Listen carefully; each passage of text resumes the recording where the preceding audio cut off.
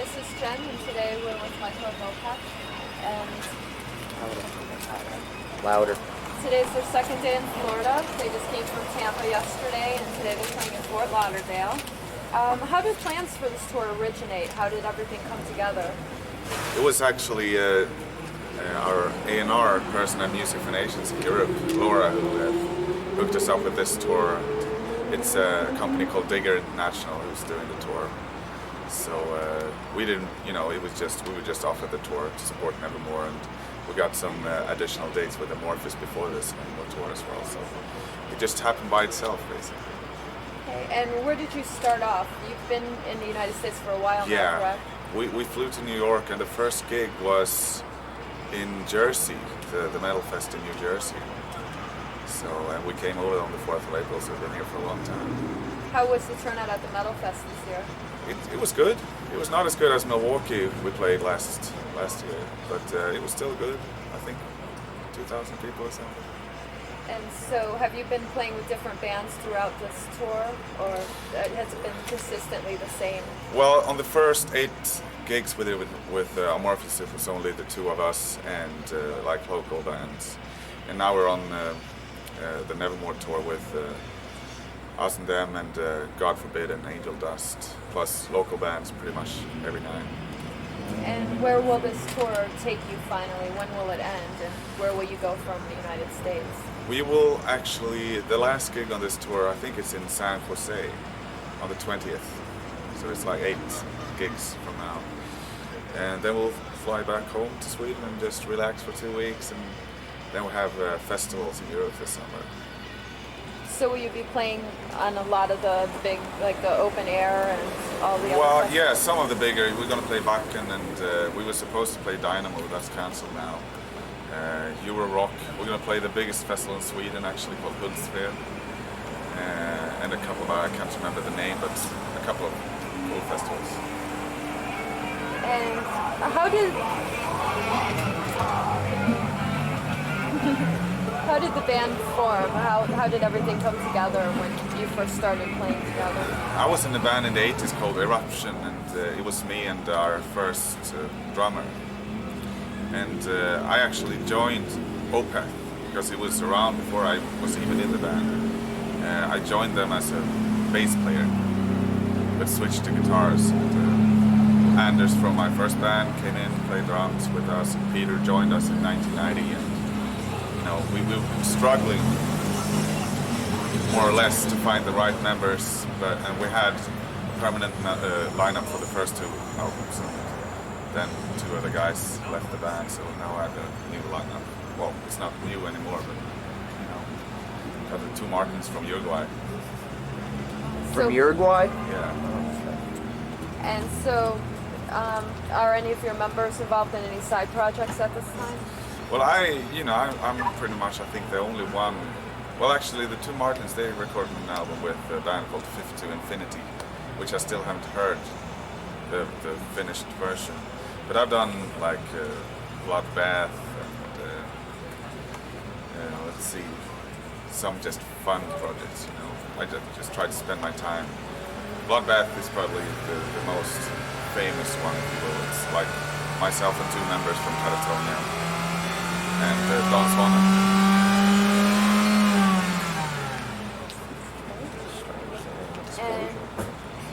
And where does the band's name come from, and how was it chosen? It was the first singer who took the name. It's from a book by Wilbur Smith. The book's called The Sunbird, and Opeth, in that book, Opeth is the city of the moon. So I thought it was cool. And who actually chose that name, you said? It was the original singer, David. Okay. And are there any new recordings in the works in the near future? Not at this point. We try to concentrate on the tour. We're going to tour Europe when we come back, and as I said, some festivals. So maybe next year we're going to record a new album. Will you be recording any of your live shows along any of the tours coming up? No, I'm not too fond of the live album thing, but there's people filming every show pretty much every night. So that's okay. Yeah, well, that's okay with us. That's cool. And do you have an official website, or do you keep active online at all? We have it's www.opeth.com. I'm not very, I pretty much involved in the website itself, but apart from that, we don't, not myself, I don't use the web that much personally, so I just use email. How do you describe your style of music if you had to define it in one specific category?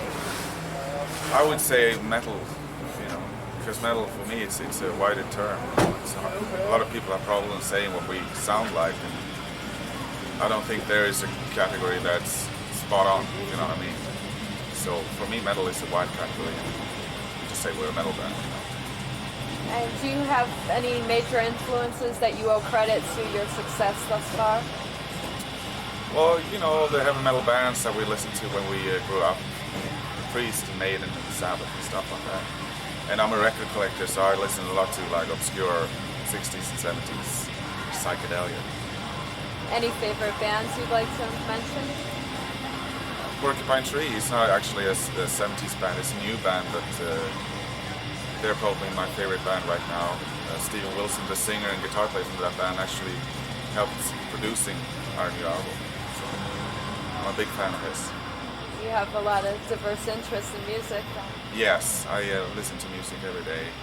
That's my main interest, On a tour like this, a lot of bands tend to stray more to hang out with groupies and take drugs and stuff like that. I drink beer, but music is my main priority in life, and I want to keep my head clear.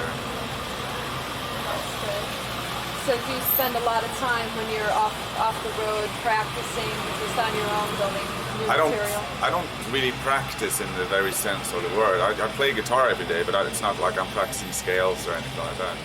I just play guitar in front of the television or whatever. I haven't gotten much better guitar player in the last couple of years, but I think I've developed as a songwriter though. And who writes most of the material? Do you all take a part in that? Well, I write the basic song structures of the songs and the lyrics. And in the studio, we never rehearse, so we come together in the studio and just try to make it sound like a band, which so far has been very successful. And everybody's involved in the final outcome. Everybody has to be happy that I write the music. And are there any ideas at all as to which direction you're going to be heading toward with any new recordings in the future? I have no idea actually. We try to live day by day, and I don't know what's going to happen in the future. Right now I feel kind of drained of music. Maybe it's because we're on touring with drunk all the time, so when I come back home, I'll see what happens. And do you have any final words or comments for your fans? South America. South America. Well, I hope that they check out the Blackwater Park CD and our old stuff as well. And we never played in South America, but are you planning to? Yeah, I hope so. The two Martins, they're from Uruguay, and they want us to come there. And I want to come there. I think it would be cool for us. They say it's great playing there. Yes. So we will probably try to come over to South America on the Blackwater Park tour, if you will. We're going to do Australia and Japan, so I can't see why not, And when will you be doing Australia and Japan tours? November. It's not. I wouldn't call it tours. It's just like 3-4 gigs. Okay. And so you've been getting good label support then from your label financially? Yeah, so far they take care of us. We have Koch Records here in the States and Music for Nations in Europe, so they're good. How are your sales been of the new album? It's been pretty good compared. We shipped out I think 19,000 copies in the States, and I heard figures like a couple of months ago from Europe. I think we're around maybe 50,000 now or something. That's good. That's good. So the Milwaukee show was your first performance in the United States? Yeah. Oh, okay.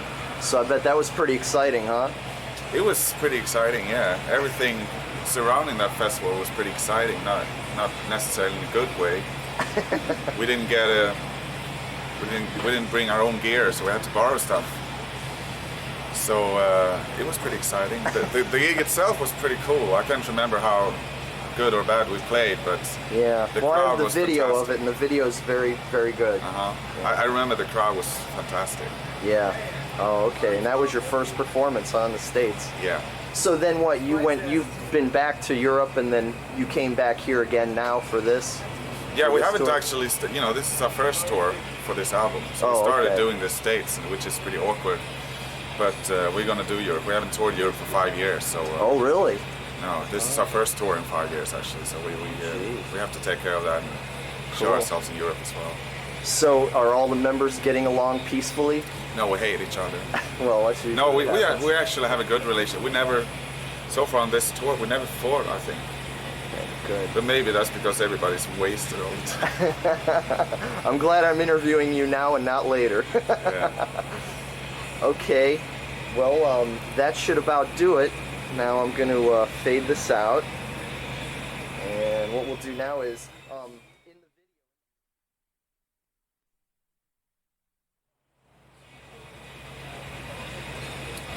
Hi, I'm Mikael from Opeth. You're watching Grinder Home Video.